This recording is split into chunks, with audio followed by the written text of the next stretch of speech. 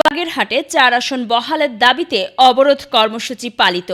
বাগেরহাট কচুয়া প্রতিনিধি মোহাম্মদ মুন্না শেখের পাঠানো তথ্য ও ভিডিও চিত্রে দেখুন বিস্তারিত।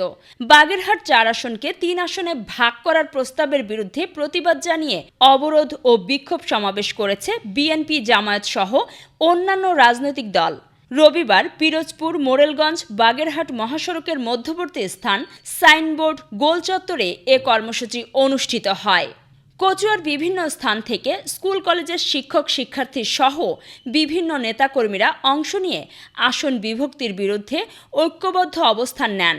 বিক্ষোভ সমাবেশে উপস্থিত ছিলেন বাগেরহাট জেলা বিএনপি সাবেক সহসভাপতি মনিরুল ইসলাম খান, বাগেরহাট ২ আসনের জামায়াত ইসলামের প্রার্থী শেখ মঞ্জুরুল হক রাহাত, কচুয়া উপজেলা বিএনপি সভাপতি সরদার জাহিদ, সাধারণ সম্পাদক শেখ তহিদুল ইসলাম, যুবদলের সাবেক সদস্য সচিব মোহাম্মদ মহিউদ্দিন, কচুয়া উপজেলা জামায়াত আমির মাওলানা রফিকুল ইসলাম, মোড়লগঞ্জ জামায়াত আমির অধ্যাপক আব্দুল আলিম, বাগেরহাট মহিলা দলের সভাপতি শাহিদা আক্তার, কচুয়া প্রেস ক্লাবের সাধারণ সম্পাদক উজ্জ্বল কুমার দাস সহ আরও অনেকে। বক্তারা বলেন, বাগেরহাট ৪ আসন ঐতিহাসিক, তাই কোনোভাবেই এটিকে ভাঙা যাবে না।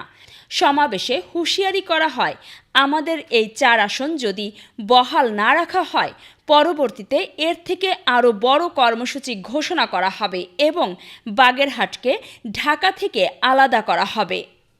সিএসির যে সিদ্ধান্ত দিয়েছে অবৈধ সিদ্ধান্ত বলে আমরা মনে করি। এই সিদ্ধান্তকে আমরা কোনোভাবেই মেনে নেব না। আমাদের ৪টি আসনকেই ফেরত দিতে হবে। জনগণ আজকে রাস্তায় নেমে গেছে সারা বাগেরহাট।